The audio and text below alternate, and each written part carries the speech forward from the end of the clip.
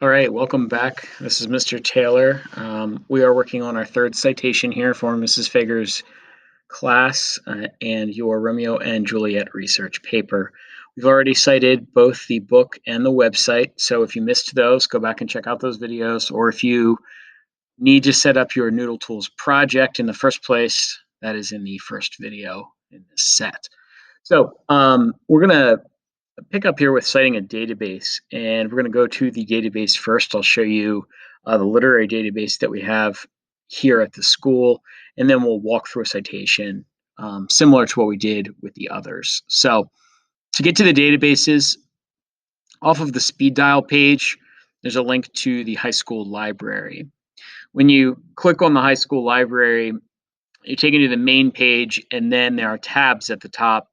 The tabs at the top allow you to we'll click on databases, and we're going to scroll down partway till we get to Gale literature. So as a literature database, we should find articles about Romeo and Juliet. And when we click on Gale literature, we're taken to the first search menu.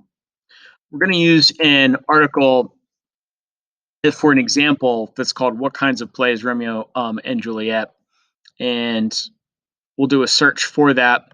If you were searching for articles on your own, or if you wanted to see what else was out there, you can also do that on these on the database. So I'll do a search here, and we do get the article that we're looking for. It's called "What Kinds of Play is Romeo and Juliet?" And when we click on this one, we'll be taken to the article itself. The article is actually really long and pretty in depth. It's an academic article. Really probably pretty challenging in some ways. Goes into a lot of analysis of Romeo and Juliet. But what we're going to really focus on is how we would cite it. So a lot of the citation information that we need is right here. There are within most databases, there are tools that will help you to cite, even ways where you can take the citation and send it out to Noodle Tools so you can add it to your citation list that way. We're going to walk through typing this one in, and I'm going to show you how to do it, partly because I want you to be able to identify each piece of the citation so you know how a source like this is cited. So we're going to jump back to Noodle Tools now, select a new source, and we have to decide where it came from. Again, I've already given this away, and it's clearly from a database. So I do like to pose the question of what makes a database different than a website. Well, one of the things that makes it different is that a database is a specialized collection. And that simply means that it's usually a collection that is focused on a particular topic or a particular range, but also the articles in a database usually have a paywall. The reason you need to log into this database or be at school to get to this database is because there is a paywall. These articles are simply not available free on the internet. And that is one of the major differences. So the differences between these two is important for citation purposes. There are different fields for citing from a database. And again, if you make the wrong choice, then you don't have the right citation. So we're looking at a database, and out of the choices that are here, I will say that original content you will use occasionally, magazine, newspaper article, book, journal. These are probably the ones that are the most common as far as these different choices go. So we have to look back and decide what is it we are actually looking at.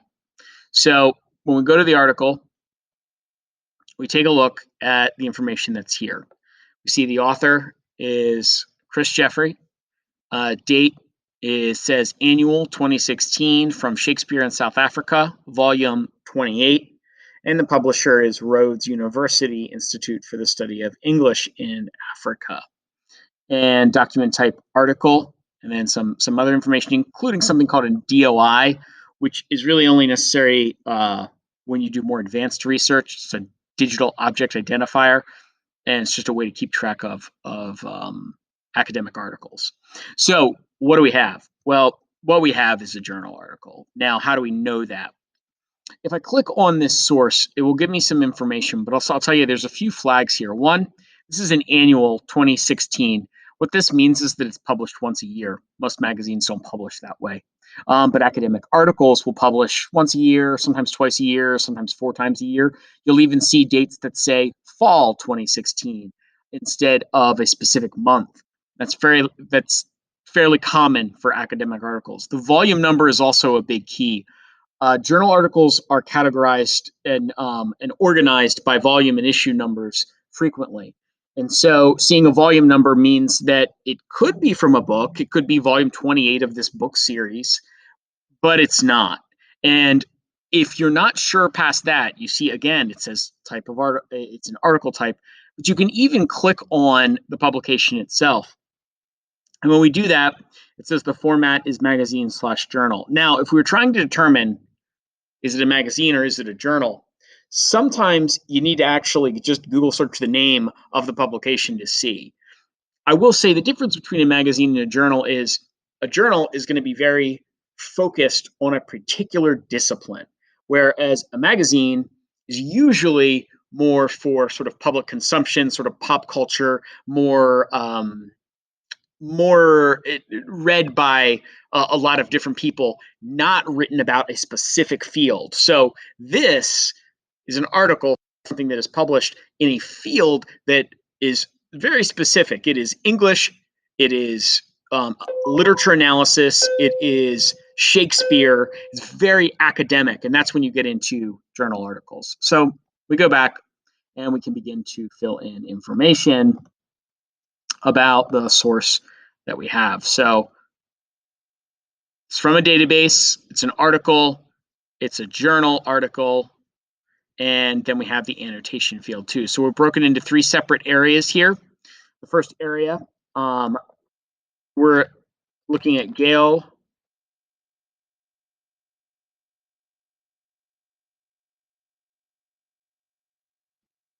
Literature is the name of the database. We're going to grab the URL. The URL we want to get from get link, not from up here.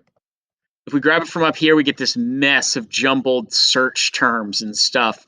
Get link is a shortened version. It's also a stable version, and all that means is that it will work over time. The link will simply not fail within a day. If you just copy this URL from the top, it won't work, and it looks almost immediately wrong on your works cited page. So date of access is today. Again, you can just click that button. So we have the information we need for the database. Now we scroll down to the information about the author. So the author's name, double check that. I got that correct. Is Chris Jeffrey. And we'll take the title. What kinds of play is Romeo and Juliet? And we will paste that in. Now again, we get the warning. We've said it before, capital words here. This title is written incorrectly, and we've got to go through and make those capitalization errors. And so it's asking us to go through what kinds of play is Romeo and Juliet.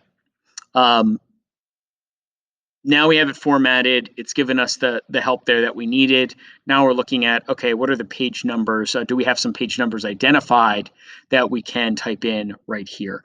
I guess I'll briefly pause here just to say, I know this may sound awkward. What kinds of play is Romeo and Juliet? Because it sounds like there's an agreement error there. Grammatically, there is not. This is the name of a play. It is a single play. And so what you have here is you've got, it just sounds awkward because these sound like two subjects when actually it is simply one subject. What kinds of play is, Othello? It can be a little confusing, but I know it sounds a little awkward. Um, and the article itself goes into the different types of plays that is covered in the article.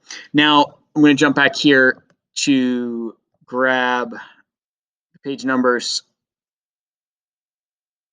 and see if they're identified.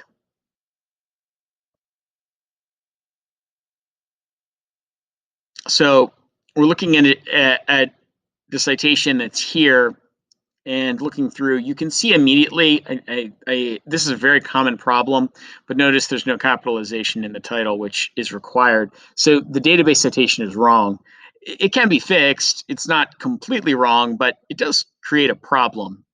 We do find the page numbers here, though, and it starts on page 51, and then it goes from there. There's not a page range. The reason there's not a page range, the plus tells me that it must jump from 51 to another page and then jump to another page. So they're not all in consecutive order, which means that it's noted that way in the citation. So I'm going to jump back here, 51, and not consecutive. That'll give me the plus sign. All right. So now we've cited the database and we've cited the article.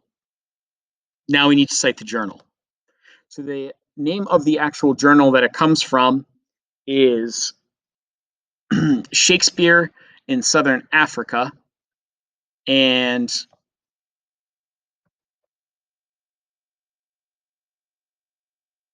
then we need the volume and the issue number and the date.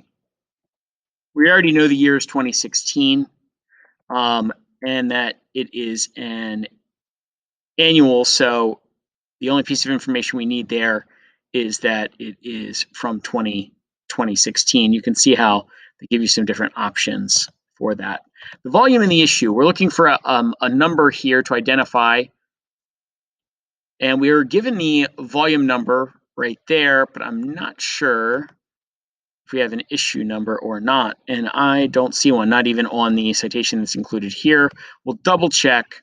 It's not impossible because it's only, actually, that does make sense, actually. It's only published once a year. If it's only published once a year, they don't need both a volume and an issue number. So we'll go back, volume 28, year 2016, and we can save the citation. Once we save the citation, you'll see we have all three now. Again, you'll want to double check to make sure yours matches. Jeffrey, Chris is our author. The name of the article is What Kinds of Play is Romeo and Juliet? And that was published in the journal Shakespeare in Southern Africa, volume 28 in the year 2016. It's found on page 51 of that journal. We found it in the database scale literature. Here's a link to that right there. And we accessed it on December 10th. So at this point, we have 3 completed citations. And if we could always add more as citations, and depending on your projects that you do, you could end up needing dozens of citations. When you're done, and once you have put everything together and you really want to print this page, you want to actually be done with the works cited page, you're going to send it to Google Docs. And if you print or export to Google Docs, as long as you're logged into your Google Docs account, what it'll do, it'll take all the information that we've created and place it into a Google Doc for you. And it'll do so in the exact format that is MLA format. And what I mean by that is that MLA has a lot of rules about how this page needs to look. The title needs to be works cited. It needs to look just like this. It needs to be in Times New Roman 12. It needs to have 1-inch fonts, or excuse me, the font needs to be Times New Roman 12. It needs to have 1-inch margins. The citations themselves need to have something called a hanging indent.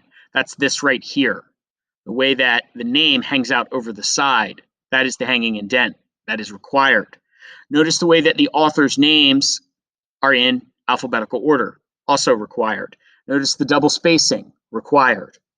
Everything about this page is laid out so that me or a teacher or a professor or a reader can easily find the information that we are looking for. You do not want to dress this page up. You do not want it to look any different. It needs to have this kind of bland look to it, partly so that readers can anticipate where your information is and see that your works cited page is put together correctly. The only change you may need to make to this page, or you will need to make to this page, is the page number is required in the upper right-hand corner in MLA. And it actually, your name is required and the page number. So if you wrote a 3-page paper, this would be the 4th page. And past that, you now have a completed works cited page. If you were to have questions while you are citing, whether it is for this class or for another, you are always welcome to email me those questions and let me know if you have any trouble. And I'm available. You can always email me at jeffrey.taylor@pennmanor.net. Otherwise, I hope to see you soon and good luck with your Romeo and Juliet paper.